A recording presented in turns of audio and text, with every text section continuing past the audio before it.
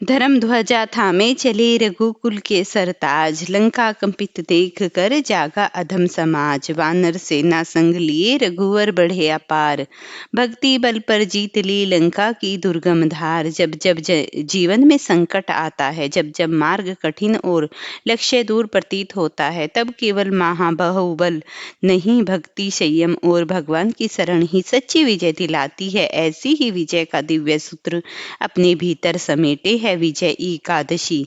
यह वही पावन एकादशी है जिसका व्रत स्वयं मर्यादा पुरुषोत्तम श्री राम ने लंका पर चढ़ाई से पूर्व किया था।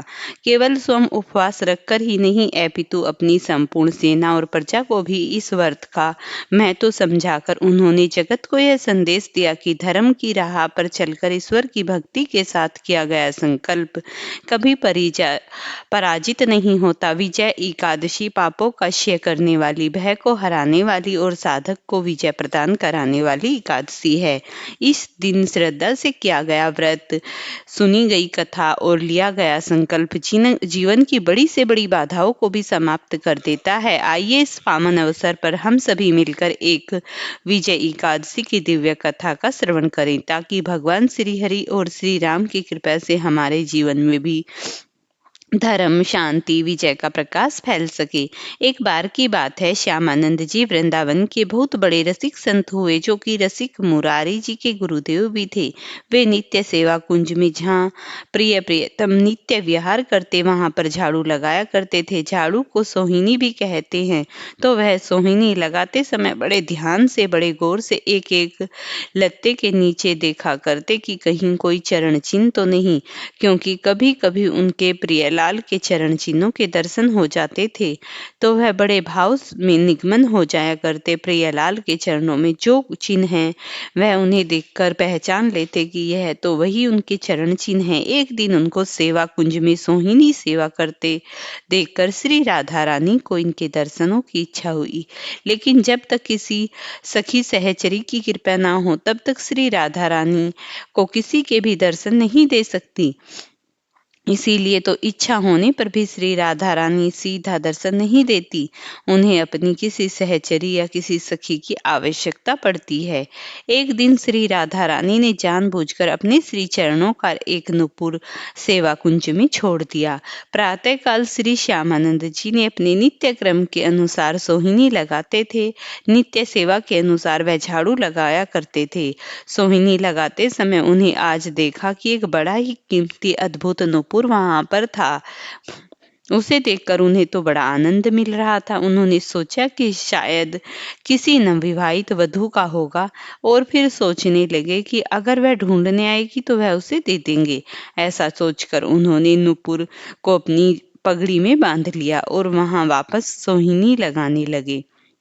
अब श्री राधा जी को जो कण कण में विराजमान हैं, जो संसार की सारी लीलाओं को खुद ही रचती हैं, जो सारे दृश्य को स्वयं देखती हैं, तो जब उन्होंने देखा कि श्री राधा जी ने श्री ललिता जी से कहा कि यह मंगला के आभूषण संभार कर रखो, ललिता जी ने श्री राधा जी की सबसे प्रिय सखियों में से थी, तो ललिता जी ने कहा, प्यारी जू, आपके एक श्री चरण का नुपुर तो इसमें है ही नहीं। श्री राधा जी ने जानबूझकर उसे गिराया था, क्योंकि श्यामानंद जी पर किसी सखी की कृपा होना बाकी था। इसीलिए श्री राधा रानी ने ललिता जी से कहा, जाओ देखो तो सेवा कुंज में किसी लता के नीचे तो नहीं गिर गया।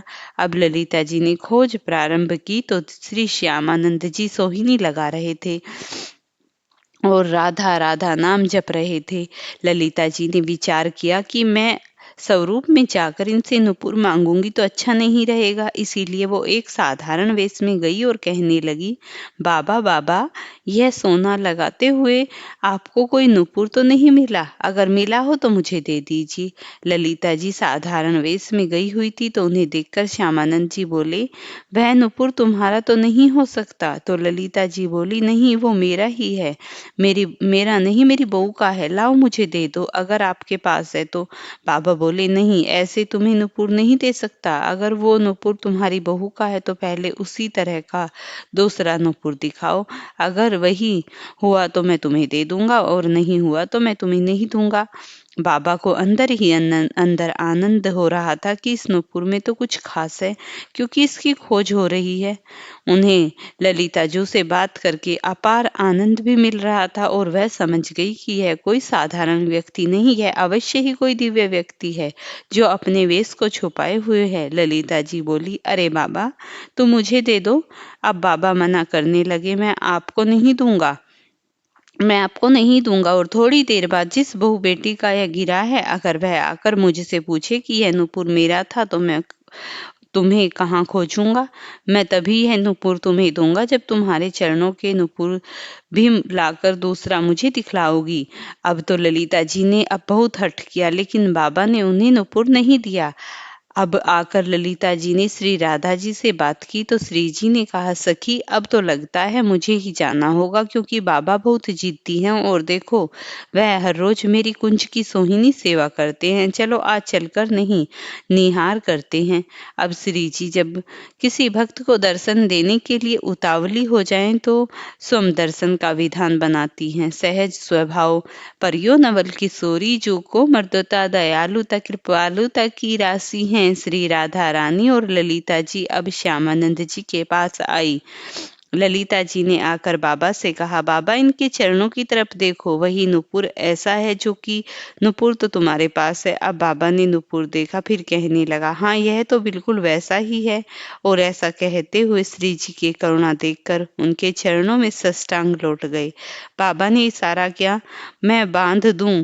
श्री जी ने हामी से हिलाया। तब बाबा जी ने श्री जी के चरणों में नुपुर बांधा और श्री जी ने अपना हाथ श्यामानंद महाप्रभु के मस्तक पर रखा। तब श्री जी श्यामानंद जी को दुलार करने लगी कि मेरी कुंज की सोहिनी लगाने वाले यह मेरी सखी है। श्री जी बहुत प्रसन्न थी। बाबा फिर उनके चरणों में लौट गए। इस पर बाबा ने जो नुपुर बांधा था उसी को झनझनाते हुए श्री जी ने बाबा के मस्तक पर उसे रखा तो नुपुर की दिव्य छाप श्यामानंद महाप्रभु जी के मस्तक पर पड़ गई। अब तो वह प्रेम मगन होकर भाव में डूब गए। इनके कुछ समय बाद अपने गुरुदेव श्री हृदयानंद जी के पास आए तो उन्होंने श्यामानंद जी के मस्तक पर छाप देखकर कहा, यह संप्रदाय के विरुद्ध छाप कैसी लगी जो हमने दी? वह तो लगाई नहीं। तब उन्होंने कहा, गुरुदेव, यह मनमुखी छाप नहीं, यह छाप तो इष्ट देव ने स्वयं लगाई है। हृदयानंद ने सोचा यह बहाना बना रहा है तो उन्हें डांट कर कहा, इसे जल्दी धो लो। श्यामानंद जी ने आज्ञा मानते हुए बहुत धोया गया, रगड़कर छाप साफ की, पर श्री जी की लगाई हुई छाप भला कैसे छूट सकती थी? अब हृदय से समझा कि इन्होंने ठीक से नहीं धोया होगा। फिर बोले, इधर आओ, मैं साफ करूं। अब उन्होंने रगड़ रगड़ कर इतना घिसा कि श्यामानंद जी के मस्तक से रक्त बहने लगा, लेकिन छाप नहीं छूटी। अब तो वह सहम गए, कहने लगे, सत्य कहो, क्या है यह? श्री जी की लगाई हुई छाप है? श्यामानंद जी ने कहा उत्तर में, हाँ कहा। हृदयानंद जी कहने लगे, अरे धन्य है तुम्हारा जीवन, अब मुझे विश्वास हो गया कि श्री जी ने तुम्हें स्वीकार कर लिया। फिर हृदयानंद जी ने फिर से कहा कि फिर से हम मानेंगे कि तुमने हमारे तिलक की जगह छाप लगाई है, अपराध है, इसीलिए हम वैष्णव समाज में इसका दंड निर्धारित करेंगे। गुरुजनों की बड़ी विचित्र लीला होती है। श्यामानंद जी के हृदय में आया कि गुरुदेव, आपकी कृपा से ही तो मुझे श्री जी ने सहचरी भाव दिया है और यह छाप लगाई है। श्री जी ने अपने नुपुर की छाप देखकर मुझे अपनी परिकर में लिया है। इधर श्यामानंद जी का दंड निर्धारित करने के लिए वैष्णव समाज की सभा बुलाई गई। तब श्री कृष्ण ने सखा सुबल प्रकट हुए और उन्होंने पूरी वैष्णव मंडली के बीच में कहा, मैं साक्षी हूँ, इन्होंने अपने आप से छाप नहीं लगाई, स्वयं राधा जी ने प्रकट होकर छाप लगाई है। सुबल इतना बोलकर पास के ही एक तमाल वृक्ष में समा गए। तुरंत दिव्यवाणी हुई, हृदयानंद जी, अब तो विश्वास कर लो, तुम्हारे शिष्य वहां पहुंच चुका है जहां तुम्हारी भी पहुंच नहीं। वह श्री जी के निज परिष्कर में मिल चुका है। अब तो दिव्यवाणी सुनकर हृदयानंद जी सहम गए और सारी बात मान गए, लेकिन अब उनका हृदय जलने लगा है सोचकर कि उसने अपने शिष्य के प्रति गलती तो नहीं कर दी। और उन्होंने जनों से कहा, हृदयानंद जी, आपने हम सबको श्यामानंद जी को दंड देने के लिए एक अर्जित किया था, लेकिन आज हम आपके ऊपर दंड लगा रहे हैं। क्योंकि आपने गलत किया। अपने शिष्य के माथे को इतना रगड़ा कि मस्तक से रक्त निकलने लगा और वह कहते हैं कि यह छाप श्री जी ने लगाई है। फिर भी आप नहीं मानी। तमाल वृक्ष के सुबल सखा को प्रकट होकर गवाही देनी पड़ी और अब दिव्यवाणी भी हुई। हम आपको क्षमा नहीं करेंगे। इसके प्रायश्चित के लिए आप 12 दिनों तक संतों का भंडारा करवाएं और अखंड कीर्तन और भगवत चर्चा करवाएं। यही आपका दंड है। उस दिन से हृदयानंद जी ने यह दंड उत्सव मनाए जाने की प्रथा प्रारंभ हुई। श्यामानंद जी ने तत्काल समस्त वैष्णव जनों के समक्ष खड़े हुए और उन्होंने हाथ जोड़कर कहा कि गुरुदेव जी को जो दंड दिया गया है मैं उसे स्वीकार करता हूँ। आज से मैं दंड उत्सव करूंगा। यह मेरा ओह भाग्य और शायद मुझे गुरुदेव यही करवाना चाहते हैं। इसीलिए तो उन्होंने यह लीला की। इससे हम सब सीख सकते हैं कि शिष्य में अपने गुरु के प्रति दोष नहीं आया। वह उपस्थित वैष्णवजनों ने कहा, धन्य हो तुम श्यामानंद जी और धन्य है तुम्हारी गुरु भक्ति।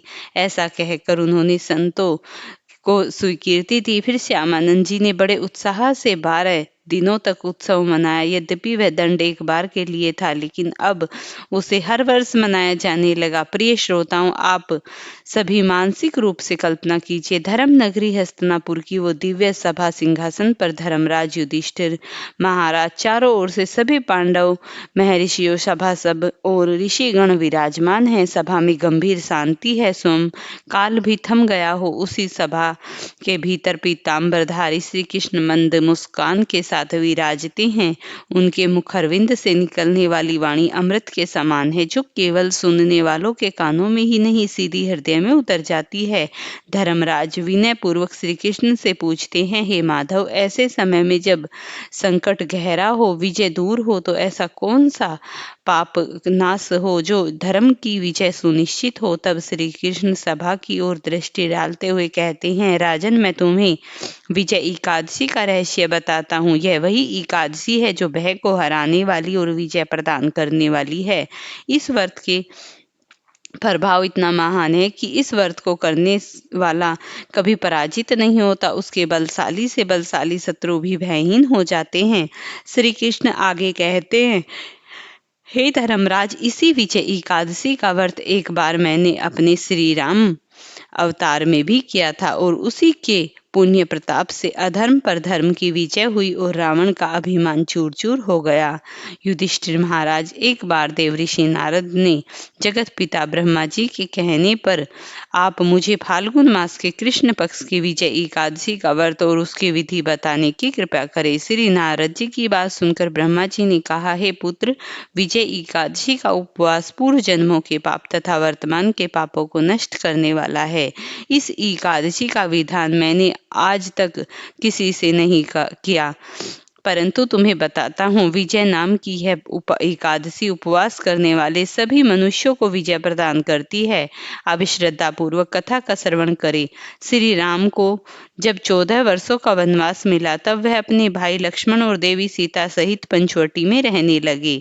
उस समय महापापी रावण ने देवी सीता का हरण कर लिया। इसी दुखद घटना से श्री राम लक्ष्मण जी अत्यंत दुखी हुए और सीता जी की खोज में वन वन भटकने लगे। बहुत दुखी होकर घूमते घूमते जब वह अपनी आखिरी सांसें ले रहे जटायु के पास पहुंचे, तो जटायु ने माता सीता के बारे में पूरी कहानी बताकर अपने प्राण त्याग दिए। फिर कुछ आगे जाकर उसकी भेंट सुग्रीव और बाली का वध किया।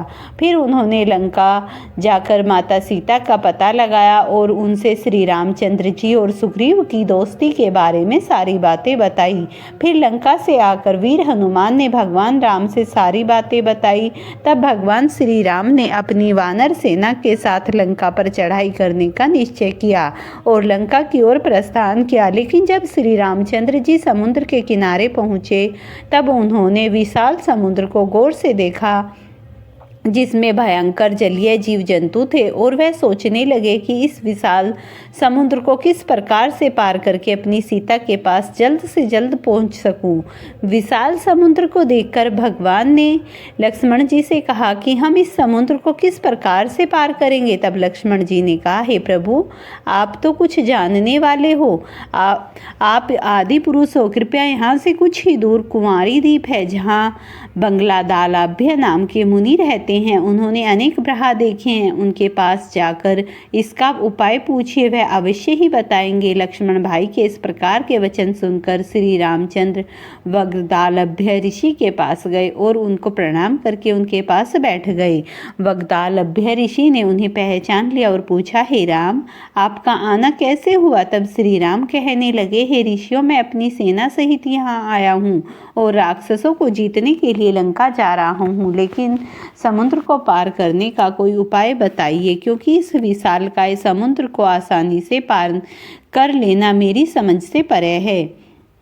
इसी खास उद्देश्य से मैं आपके पास आया हूँ। तब वग्दाल भी मुनि बोले, हे राम, आपको अपनी परेशानी से छुटकारा मिल जाएगा। इसके लिए आपको फाल्गुन मास के कृष्ण पक्ष की विजय एकादशी का उत्तम व्रत करना होगा। इस व्रत के प्रभाव से विजय प्राप्त होती है। हे राम, यदि आप इस व्रत को सेनापतियों सहित करोगे तो आपकी विजय अवश्य होगी। तब श्री राम ने ऋषियों से कहा, ऋषियों के अनुसार व्रत को किया और इसके प्रभाव से लंका पर विजय प्राप्त की। भगवान श्री कृष्ण कहते हैं, हे राजन, जो कोई मनुष्य विधि पूर्वक इस व्रत को करेगा तो तीनों लोकों में उसकी अवश्य ही विजय होगी। भगवान राम ने बतलाव ऋषि के द्वारा बताए गए व्रत को विधि से पूछकर ऋषियों को प्रणाम किया। फिर वहां से चले और समुद्र के किनारे बैठकर आराधना करने लगे और विजय एकादशी का व्रत करके भगवान राम ने अपनी समस्या का समाधान प्राप्त किया। भगवान श्री कृष्ण कहते हैं, धर्मराज, जो मनुष्य इस व्रत को विधि विधान के साथ करेगा उसकी दोनों लोकों में विजय होगी। श्री ब्रह्मा जी ने नारद जी से कहा था कि जो इस व्रत का महात्म श्रवण करता है, पढ़ता है, उसे वाजपेयी यज्ञ का फल प्राप्त होता है। भगवान विष्णु की किसी भी रूप से पूजन मानव मात्र की समस्त मनोकामनाएं पूर्ण करता है। हालांकि श्री राम भगवान स्वयं विष्णु भगवान के अवतार थे, फिर भी अपनी लीलाओं के चलते प्राणियों को सन्मार्ग दिखाने के लिए ही उन्होंने भगवान के निमित्त इस व्रत को किया। इसीलिए विजय की इच्छा रखने वाले इस व्रत उपवास को करके अनंत फल का भागी बन सकता है। यह था विजय एकादशी व्रत का महात्म और कथा का वर्णन। सभी प्रेम से बोलिए, विजय एकादशी की जय हो। एक बार ओया नाम के एक बहुत ही भोले भाले नवयुवक थे। अढ़ाई कहते हैं 21 राई किलो को उनका नाम अढ़ैया पड़ा, इसीलिए उनका आहार यानी भोजन कम से कम 2.5 किलो का होता था। माता पिता की मृत्यु के बाद अब उन्हें 2.5 किलो आटे की रोटी खिलाने वाला कोई बचा ही नहीं। अब जब भोजन की कमी पड़ने लगी तो वे आश्रम में गए और उन्होंने कहा, हमें नौकरी पर रख लीजिए। साथ ही उन्होंने आश्रम वालों को बताया कि वह तो 2.5 किलो भोजन पाते हैं। आश्रम वालों ने कहा कि वहाँ तो भंडारा चलता है, 2.5 किलो भोजन की व्यवस्था तो हो जाएगी। अब उन्होंने भैया जी से पूछा कि क्या सेवा कर सकते हैं, तो अढ़ैया जी ने कहा, आप सेवा बताएंगे और सिखाएंगे तो मैं कर लूँगा। तो उसे गाय चराने की सेवा दे दी गई और उन्होंने बताया कि वैष्णव सिद्धांत का पालन करते हुए आप जब गाय चराने जा रहे हों तब वहाँ आटे और सब्जी से लेकर जाएं, जंगल में भोजन पकाएं, ठाकुर जी को भोग लगाकर फिर आप प्रसाद पाएं। अय्या जी कहने लगे, हमें तो भोग लगाना आता ही नहीं। अब आश्रम से उन्हें आज्ञा मिली है, जैसे कि भोग तैयार हो जाए तो भगवान को बुला लीजिएगा, वह भोग लगा लेंगे, उनके बाद आप प्रसाद पा सकते हैं। अब अढ़ैया जी गाय लेकर चराने के लिए तो साथ में उन्होंने गोबर के उपले बीन लिए और 2.5 किलो आटे की बाटी बना ली और आलू का भरता भी बना लिया। फिर कहने लगे, गुरुदेव के ठाकुर आइए, भोग लगाइए। जो श्री राम बड़े बड़े ऋषि मुनियों की आराधना से भी नहीं आते थे, वह उस भोले भक्त की पुकार पर स्वयं आ गए। और अय्या जी ने जब आंखें खोलकर देखा तो धनुष धारण किए हुए श्री राम सामने खड़े थे। अय्या जी ने कहा, आप कौन हैं? तब भगवान कहने लगे, हमें श्री राम कहते हैं। आपके ही तो कहा कि गुरुदेव के ठाकुर आइए और हम तुम्हारे गुरुदेव के ठाकुर ही तो हैं, तो हम आ गए। तब श्री राम ने कहा कि आलू भरते की तो बड़ी अच्छी खुशबू आ रही है, हम भी तुम्हारे साथ खाएंगे। अय्या जी ने कहा, हमें तो लगा बस आपको भोग लगाना होता है, आप सच में खाते हैं क्या? तो श्री राम जी कहने लगे, हम सबका नहीं खाते, लेकिन आप जैसे भक्त पुकारते हैं तो उनका अवश्य ही पा लेते हैं। तब अड़ैया जी को बिल्कुल भोले भाले थे, कुछ भी नहीं जानते थे। इससे पहले ठाकुर जी की सेवा उन्होंने कभी की ही नहीं थी और ना ही कभी भोग लगाया था। अब भगवान जो बड़े बड़े मुनियों के ध्यान में भी नहीं आते, उस भोले भक्त के सिर्फ एक बार बुलाने पर आ गए। श्री राम जी कहने लगे, आप आंखें बंद करिए तो हम आपको भोग पाएंगे। अय्या जी ने सोचा कि प्रभु बस 1 या 2 बाटी खाएंगे, चलो कोई बात नहीं, आज 2.5 किलो तो नहीं सही, थोड़ा कम ही सही, आज ऐसे ही गुजारा कर लेंगे।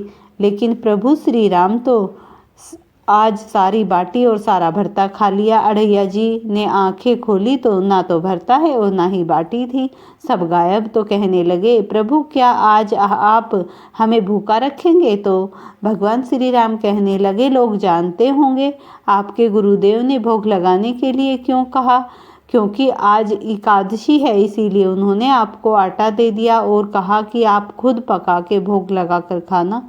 आपको रोज आटा और सब्जी दे देंगे और आप पकाने के बाद हमें बुला लेना। तो अय्या जी ने पूछा, आप रोज आएंगे? तो श्री राम जी ने बोला कि हाँ, आप रोज बुलाएंगे तो हम रोज आ जाएंगे।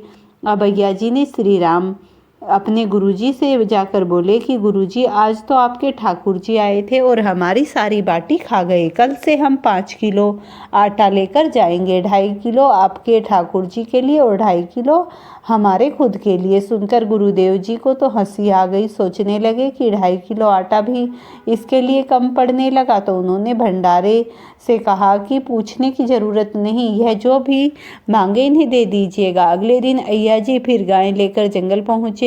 गायों को चराने के लिए छोड़ने के बाद उन्होंने चूल्हा तैयार किया, बाटी और भरता बनाया, पत्तल में भोजन परोसने के उन्होंने आंखें बंद की और बोले, गुरुदेव के ठाकुर जी पधारिए। आंखें खोलकर देखा तो आज तो श्री राम जी के साथ सीता जी भी आई थी। अय्या जी ने पूछा, यह कौन है? तो श्री राम कहने लगे, यह हमारी अर्धांगिनी है। तो कल क्यों नहीं बताया था कि आपकी अर्धांगिनी भी है?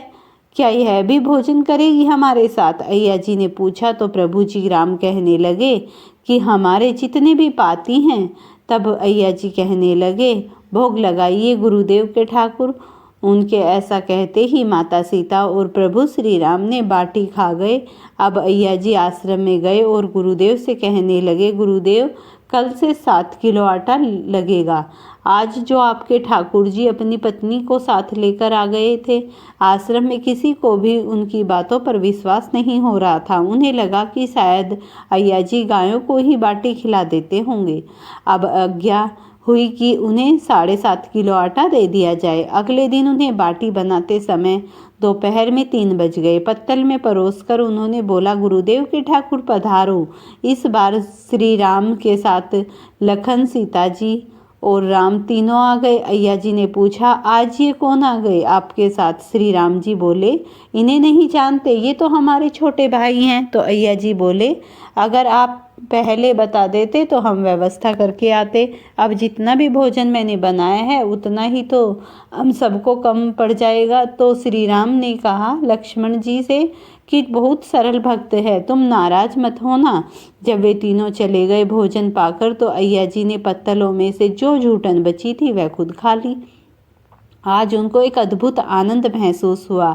अगले दिन वो फिर से आश्रम से 10 किलो आटा मांगने लगे। उन्होंने बताया कि गुरुदेव, आज तो आपके ठाकुर जी के साथ एक गोरे गोरे भाई भी आए थे।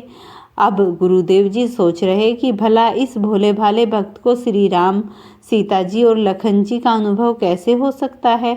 अय्या जी ने आज 10 किलो आटा लिया, जंगल गए, बाटी बनाई और फिर बोले, गुरुदेव के ठाकुर पधारो। आज तो उन्होंने देखा कि आज तो साथ में विशाल गधा लिए हनुमान जी भी आ गए। अब उन्होंने राम जी से पूछा, आज यह कौन है? तो श्री राम जी कहने लगे, यह हमारे प्रिय सेवक हनुमान जी हैं। तो अय्या जी कहने लगे, प्रभु अगर एक बार में ही बता देते कि आपके कुल में कितने लोग हैं तो हम उतने ही भोजन का इंतजाम करके आते। आप एक बार बता तो दीजिए कि कुल कितने लोग हैं, तो हम अपने गुरुजी से जाकर कह देंगे। यह सब बातें अय्या जी ने श्री राम जी से कह रहे थे। तब श्री राम जी ने हनुमान जी से कहा, गुस्सा मत होना, यह बहुत ही निराला भक्त है हमारा, अब कोई बात नहीं जानता। भोजन था, वह सभी को पवाना था। तो अय्या जी ने सबको कहा कि प्रसाद पाइए प्रभु। सबने प्रसाद पाया और जो बच गया वह सब हनुमान जी ने खत्म कर दिया। आज फिर वापस जाकर अय्या जी ने गुरुदेव से कहा, गुरुदेव कल से तो आप मुझे 5 किलो आटा दे दीजिएगा। आज तो आपके प्रभु के साथ एक विशाल सेवक भी आए थे। अय्या जी ने बातें सुनकर गुरुदेव को आज बहुत रोमांच हुआ। उन्होंने सोचा कि आज सचमुच में करुणा करके इस भक्त को दर्शन दे रहे हैं। उन्होंने सोचा कि अगली बार यह वापस आए तो मैं इसकी परीक्षा लूँगा। इस बार वह 15 किलो आटा लेकर गया, बाटी बनाई और फिर बोला, गुरुदेव के ठाकुर पधारो। अब राम जी पधारे, साथ में आज 2 और 3 लोग थे। तो उन्होंने श्री राम जी से पूछा, प्रभु यह कौन है? तो श्री राम जी कहने लगे, यह 2 हमारे भाई हैं, भरत और शत्रुघ्न। फिर से आश्रम में सबने प्रसाद पाया और अय्या जी वापस आश्रम में गए तो गुरुदेव से कहा, गुरुदेव कल से तो 20 किलो वाली आटे की बोरी दे दीजिएगा। अब आपके ठाकुर के साथ इतने और ठाकुर आते हैं कि हम तो सब कम पड़ जाता है, और आपके तो इतने ठाकुर हैं, फिर तो हम उनके लिए अब दिन भर भोग ही बनाएंगे।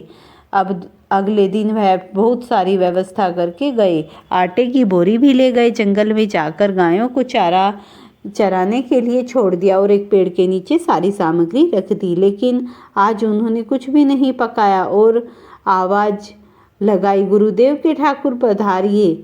अब प्रभु श्री राम आ गए। उन्होंने कहने लगे, आज तो कुछ भी नहीं खुशबू आ रही है, क्यों कुछ बनाया नहीं? तो अय्या जी बोले कि प्रभु आप तो आज तो आपकी पत्नी के हाथ का ही खाएंगे। सेवक इतने दिन से आप हमारे हाथ का प्रसाद पा रहे हैं, आज हम आपके हाथ का पाना चाहते हैं। तो प्रभु ने सीता जी की तरफ देखा कि यह तो बहुत अलबेला भक्त है। सीता जी अत्यंत सामर्थ्यशाली है और उन्हें शक्तियों की स्वामिनी है। अय्या जी ने प्रभु से कहा, प्रभु हमने ना लकड़ी और ना ही उपले इकट्ठे किए हैं, आपके जो सेवक हैं उनसे कहिए तो कुछ करें। तो श्री राम जी ने हनुमान जी से उपला और लकड़ियाँ इकट्ठी करने को कहा, लक्ष्मण जी को चूल्हा जलाने को कहा और मैया सीता जी को भोजन पका रही थी।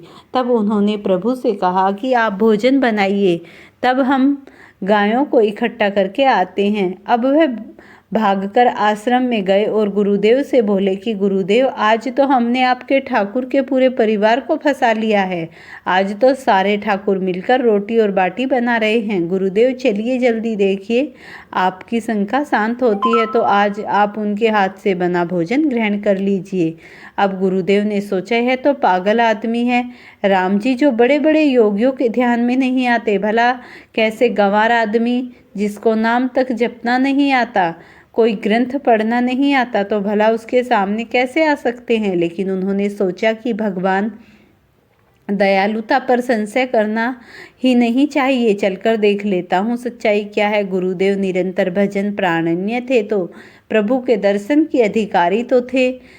अब जब से वहाँ पहुँचे तो वहाँ पूरा का पूरा दरबार उपस्थित था। अब उन्होंने प्रभु के चरणों में साष्टांग प्रणाम किया और कहने लगे, प्रभु यह आपकी लीला समझ नहीं आई। तब भगवान ने देखा, जो ज्ञानी भक्त है मैं अत्यंत तर्क के द्वारा भी उसकी पकड़ में नहीं आता, जो विद्वान है उसकी विद्वानता मुझे छू नहीं सकती, लेकिन जो दीन है, जो भोले हैं, उनके सामने मैं आपकी दिव्यता और महानता को भूल जाता हूँ। देखो तुम्हारे इस भक्त की आज्ञा पर हमारा पूरा परिवार इनकी सेवा में लगा है। ऐसा कहकर प्रभु ने अपने दर्शन देकर उन्हें कृतार्थ कर दिया और अपने परिवार सहित वहीं अंतर्धान हो गए। तो अय्या जी कोई नाम जप या कोई पूजा पाठ की दिनचर्या तो नहीं करते थे, लेकिन उन्होंने अपने गुरुदेव की हर आज्ञा का पालन किया। गुरुदेव जी ने उनको जैसी शिक्षा दी उन्होंने उसका सही से पालन किया, तो उन्होंने आसानी से प्रभु मिल गए और गुरु की आज्ञा का पालन तो अवश्य ही करना चाहिए और हम सब ने जीवन में गुरु तो अवश्य ही होना चाहिए, क्योंकि गुरु वही होते हैं जो हमें सद्मार्ग पर चलने की शिक्षा देते हैं और गुरु हमारा मार्गदर्शन करते हैं। गुरु के बिना ज्ञान नहीं मिलता और गुरु से ही जीवन का सद्मार्ग खुलता है। प्रिय भक्तों, अगर आपको ये वीडियो पसंद आई हो तो इसे लाइक और शेयर करना, चैनल पर नए हैं तो चैनल को सब्सक्राइब करना और भगवान विष्णु के निमित्त एक प्यारा सा कमेंट जय श्री हरि विष्णु अवश्य ही करना।